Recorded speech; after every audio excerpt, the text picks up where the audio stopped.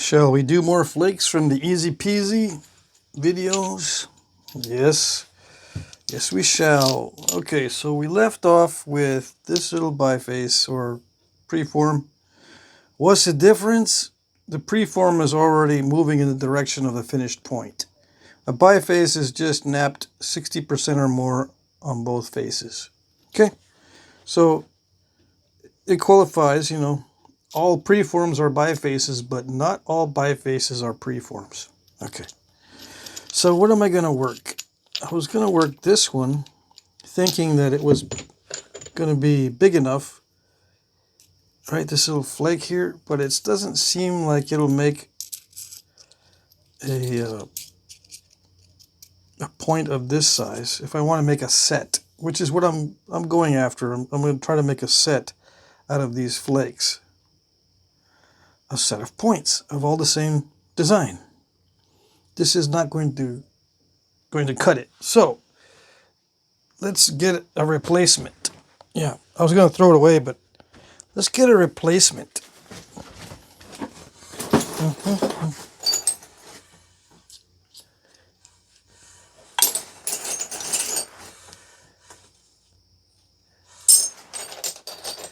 Yeah, I just need to make sure it's one from the Easy Peasy series. All right. Okay, so is this going to work? This might work. Yeah. It's a little bit wonky. It might work. This side is straighter, so we're going to keep that side probably and nap away this other side. We might get it. Yeah, I don't know. That's close. That's very, very close. We'll wait on that one. I want to do this one. Yeah. Do the hardest ones first. Do the worst first. And then when you wrap up the set, you're working on the easiest pieces, so-called. Yeah. But yeah, if you've been napping flakes, you know that some of the easiest looking flakes are the hardest ones to do. Yeah. Because they snap on you. Alright, so let's get rid of the curve.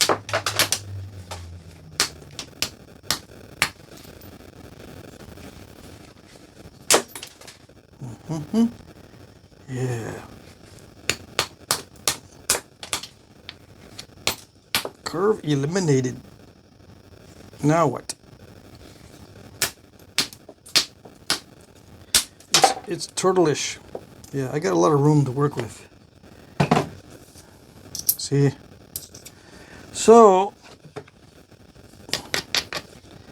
I can probably get more than one chance to thin it to get rid of that turtle back. I was going to say turtle for short, but no, we'll just stick with turtleback.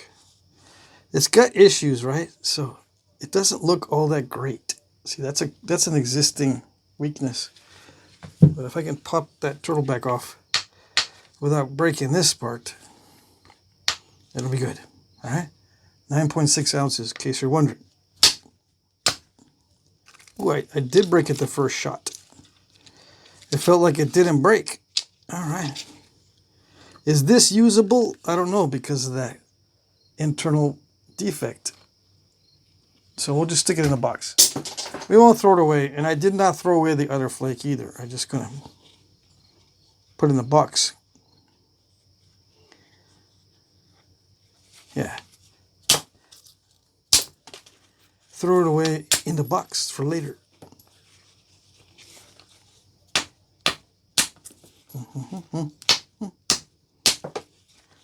So that was easier than I thought, right? That was easy peasy. Funny how that works. Yeah, when you have cooperative stone, you don't need to struggle so much. Yeah. You can get some flakes that you want. Now I can say this is really tough stone. I don't know how I'm getting these flakes. I'm so lucky. I could be fooling you, but no, this is relatively easy, high-grade shirt. Yeah. Oh, yes. The stuff that is very difficult to work, you can kind of tell. I'm hoping you can tell on the video that it's hard to work. Yeah.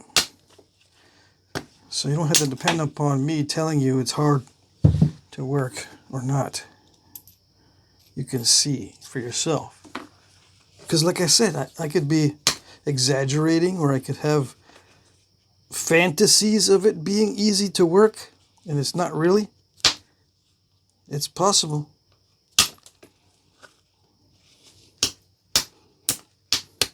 I've seen some nappers get attached to a certain type of stone, and they tell me it's easy to work, and I'm going, I don't know, the one you gave me was pretty nasty. No, it's good stuff. You gotta get used to it. I don't know, dude. I don't say, I don't know, dude. I said, okay. I'll keep at it. We'll see how it goes.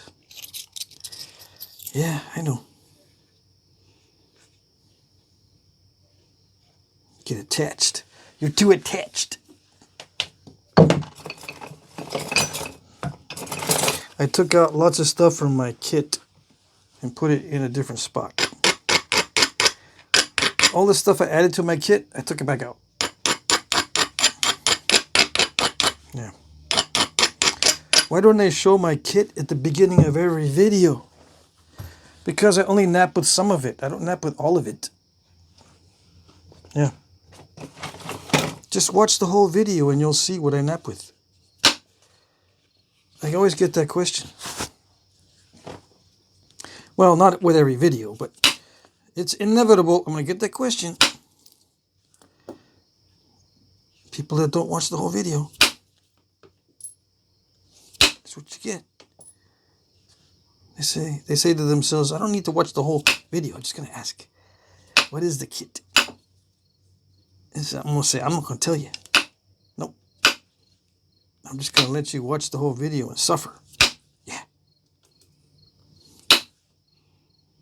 Because they don't know about the red sliding button down here. You just tap down here and you see that red, or you see that it's a white bar and a red dot, and you can move the dot. With your finger, you can even zoom in, touch the screen and go like that. It'll zoom in. You can see and zoom back out. You can even zoom further out, I think. Well, maybe not. Further out than it's supposed to be zoomed. No, I don't think so. That was a brain fart. But you can zoom in. See, I can zoom out when I'm filming more than the original 1-to-1. But you can't do that when you're watching YouTube videos, obviously, because what's going to be around the edges? Nothing. All right. So if I want to make a duplicate of the first preform, because it is going in the direction of an arrowhead, I already know what I'm going to make. I'm going to have to trim a lot off this by face. So let's do it. And let's do it without too much stress. Yeah, just chip away a little by little. And yeah, I use a lot of indirect percussion. Some people, they don't use that much. It's okay. Most of the people that watch the videos are not really doing much napping anyway. Doesn't matter.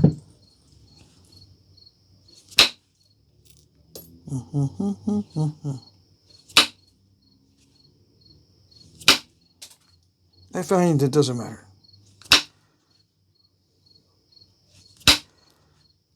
What matters is they find it interesting for some reason.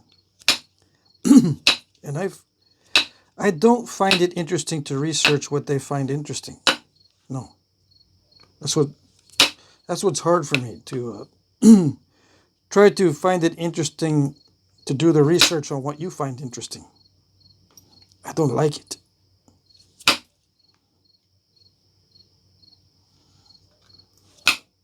So I rarely do that.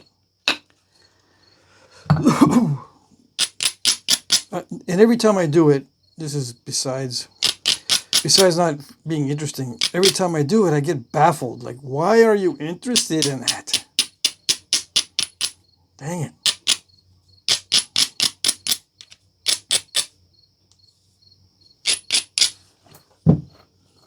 I don't know.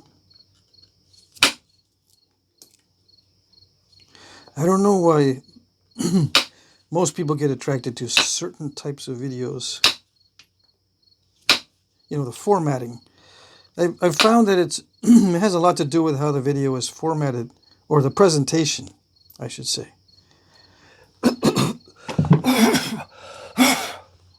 You know, no throat clearing, no mistakes, all the boring stuff edited out. I don't know what's boring. It's all boring to me. Or all equally interesting. It's a level playing field. Yeah. I don't know what to cut out.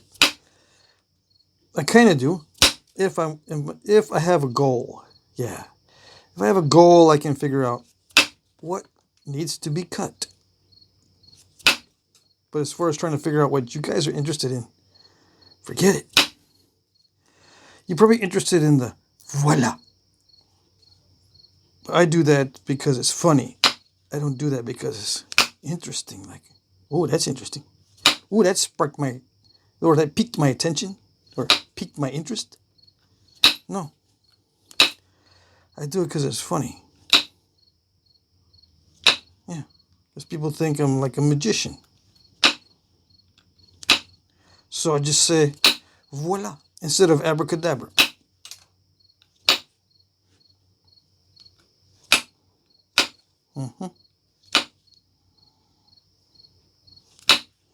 Why do they think I'm a magician? Because anything mysterious is magic. Mysterious. How do you do it? Just find some easy peasy rock. That's all. Yeah.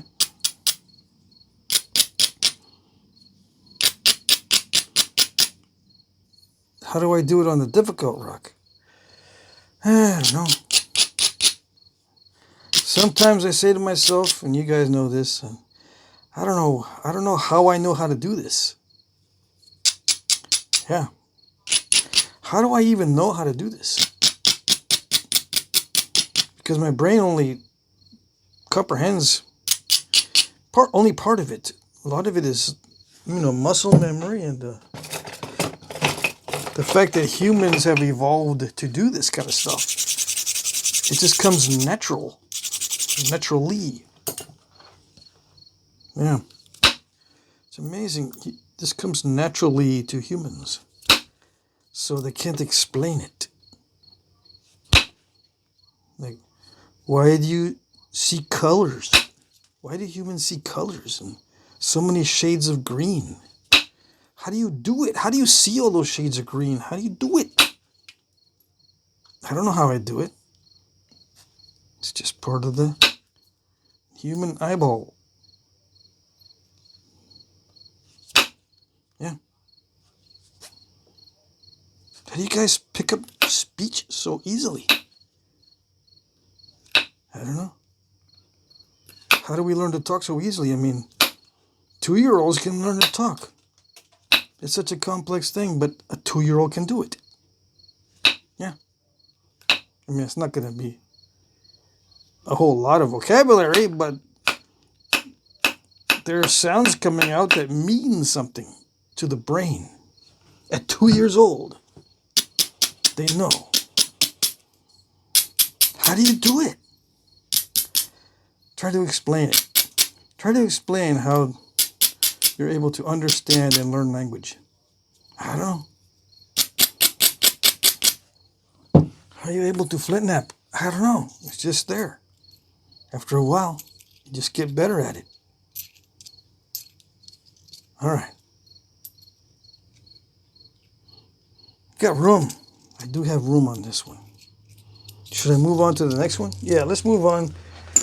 That way I can thin this down. We'll just do a bunch of thinnings. Yeah. All right, I'll just make a bunch of thinnings. Because this is before the sweat stage. This is the biface. It's not a preform yet until it starts looking like this. Yeah, it's not at the sweat stage yet.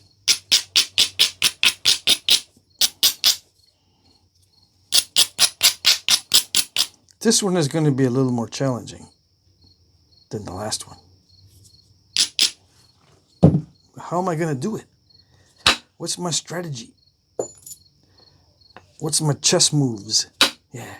Someone asked me, what's my chess moves? How do I do the opening? What's the gambit? There's no gambit. There's just final result in the brain. The brain knows the final result is going to have to be this. It knows, right? How does it develop a strategy? Well, the only strategy to begin with is just knock off all the bad parts. Yeah, well, when you start off in a chess game, you just position yourself in good positions and try to knock off as many pieces as you can from the other opponent, from your opponent. You know what I mean? Yeah, it's checkmate is the goal, but if you can't get him in checkmate, you got to try to knock off as many pieces as possible. You use the threat of check to take pieces. Like you move a piece, it threatens the king, so the king has to move. If the king has to move, and that's the only move or something to protect it, and you're threatening another piece at the same time you're threatening the king,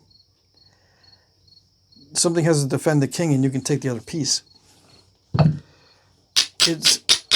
You can kind of do that with Flintknapping, but it's difficult. The rock is always resisting you. It always has the choice to break. It's not like you can fool it or you can force it into giving up its best defense or use its defense against itself. It's not quite the same because of the risk. Yeah. Not only is it difficult to figure out what is for sure as far as step by step, but it's also risky. It's like having to roll the dice before you actually take a chess piece. Are you successful at rolling the dice? If you are, then you can take the chess piece. In chess, you just move and take the piece. You don't have to roll the dice. In napping, every flake is a roll of the dice. You don't just take it. Something could happen that prevents you from taking it.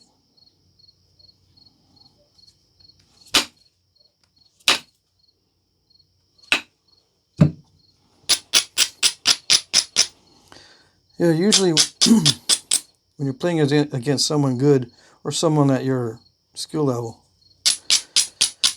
it's just a game of attrition. You know, you have to wait until the other person makes a mistake, and if not, it becomes a draw. What's the draw in Flintknapping? Where nobody wins. Probably when, yeah, you get it thinned down, but it's not the right size.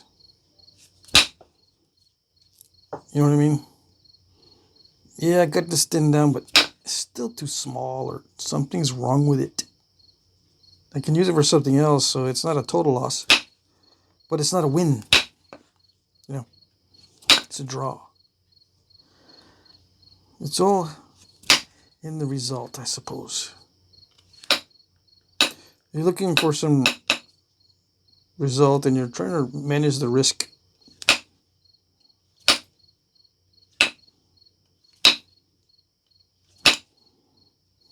I don't know.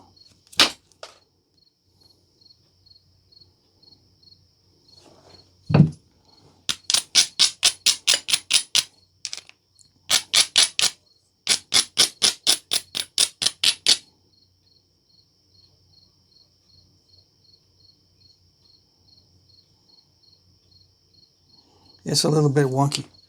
So I have to make sure I don't remove stuff that I can use on this piece. But I have to make it unwonky. I have to unwonkify it. Yeah, like that. With one of those flakes.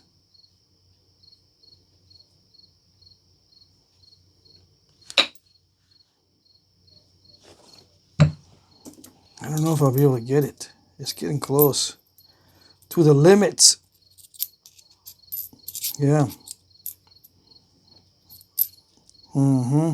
Look how close it gets to the cortex on the east side there. And that's all I got. Unless I do that. And then that's going to be hard to thin down that tip.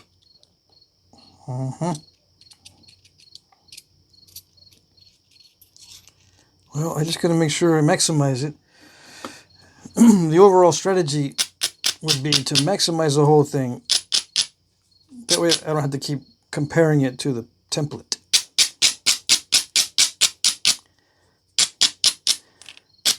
If I just maximize it, that's good enough. I don't have to keep bringing in the template to see if I'm within spec.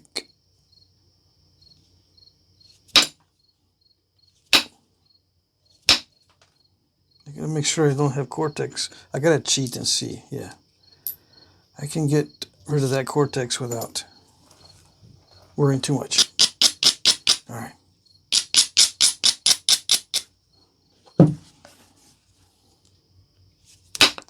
What if you can't do the fancy flakes? You're saying, I can't do those tip thinning things. I can't. Yeah, well, I don't know what to tell you. You want to see it, though. Right? Everyone wanted to see it because they said, yeah, well, I want to see that. So you guys that can't do it, just got to bear with it. Just hang loose.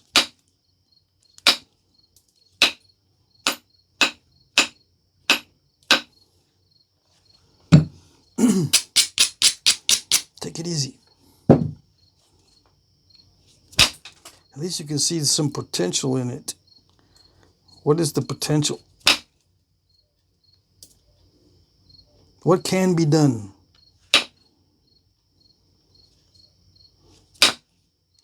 Yeah, but I'll never have stone like that. Maybe not. Oh well.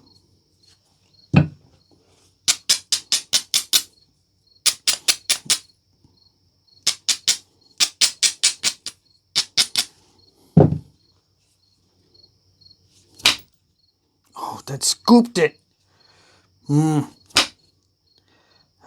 It's beginning to scoop it because I don't want to lose too much of the edge. I need to build up stronger areas. Because I want to shoot flakes inward. But if the platform or the striking area does not support that much force, it's going to scoop it or do something weird.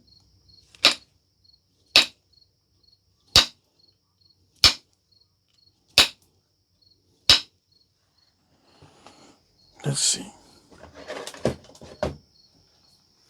Yeah. I'm going to have to go in soon. I think once I get this down to a flat biface, it's still got a curve right in the middle, but I think I can deal with that in a minute, in a little bit. See, I think I might have taken off too much when I struck this side. But I was trying to get rid of that turtleback.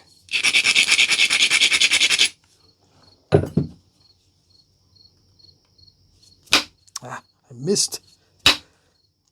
The flaker came off. I got to make sure that when I'm striking hard, that I don't jiggle around, as I'm winding up to hit, because bad things happen. Yeah, like that.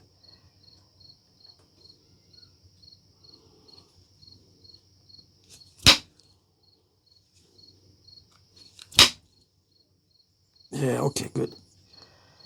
I knew you were good in there somewhere.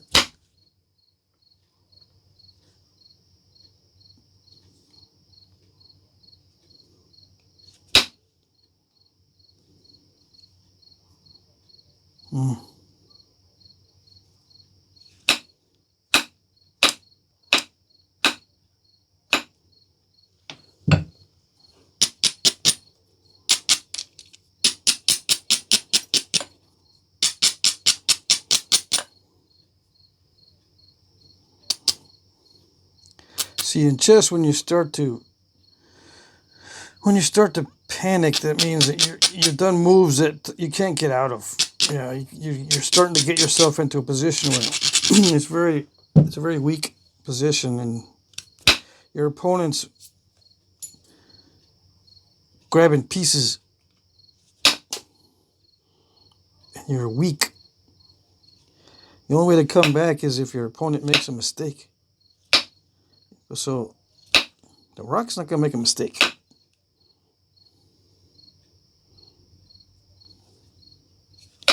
So I can't depend on that. What I got to do is be sneaky.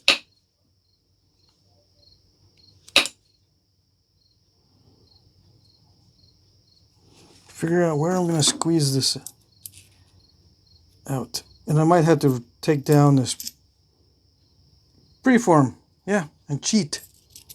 If I can't get enough out of this, I'll just cheat and remove some from this. That way I can get a matching set. Yeah. You didn't know you could cheat? Yeah. It's a thing.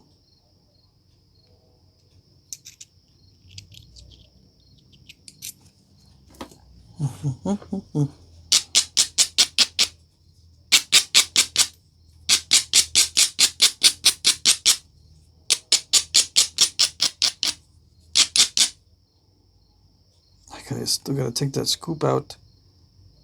Scoop out. I'm gonna take out that scoop out.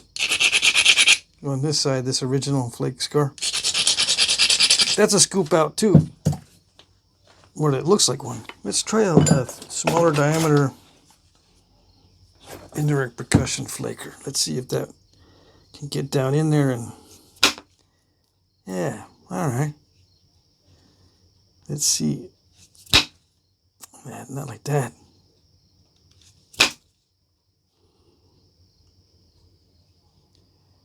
Not like that.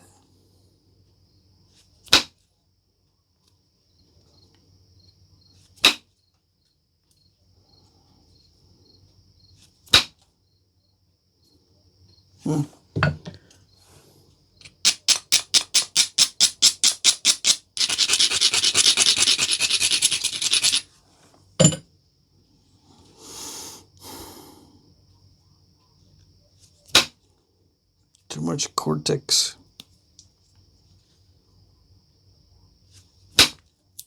Let's see if it did it. Oh, it did not do it. It's supposed to go further than that, but it's still a good voila moment. It's just not great.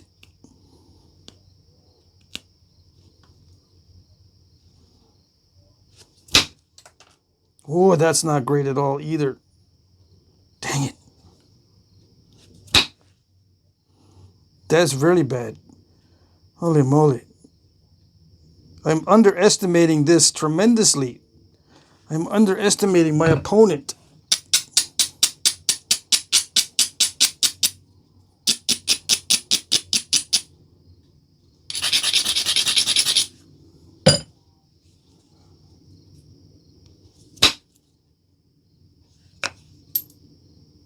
Mm-hmm.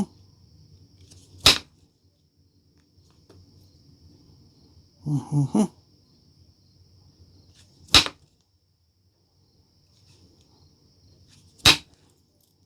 There has to be no mercy. Yep.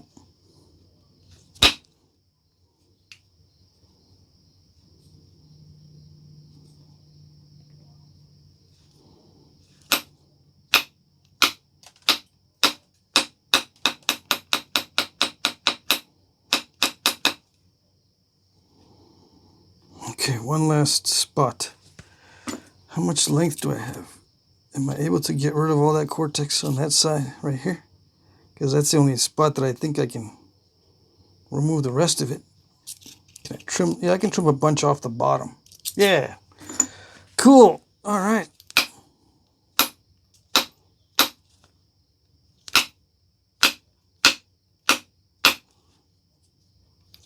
And I thought I was going to have some extra. Or did I? On this piece.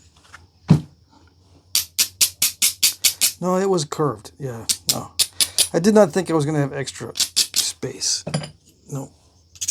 Now that I'm trying to remember.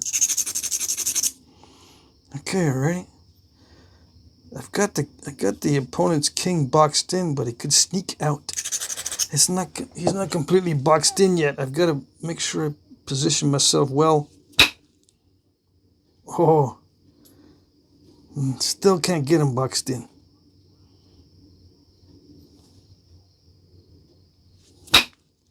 Did it do it?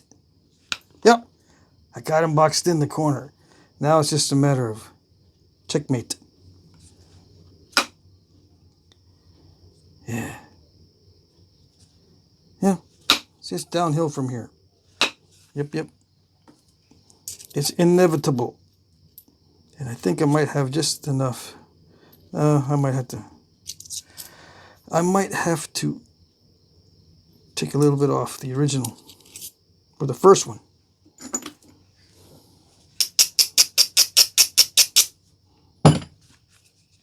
All right, here's the coup de grace. Come on. The final move. There.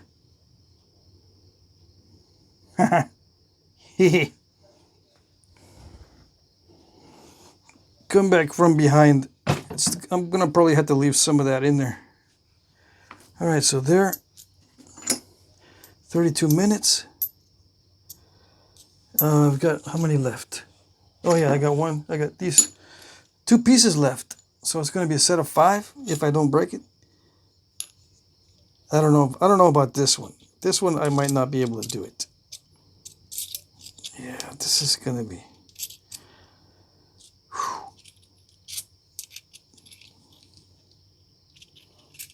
I might be a magician, but I'm not a miracle worker. Yeah, I don't know. We'll see. Okay, so yeah.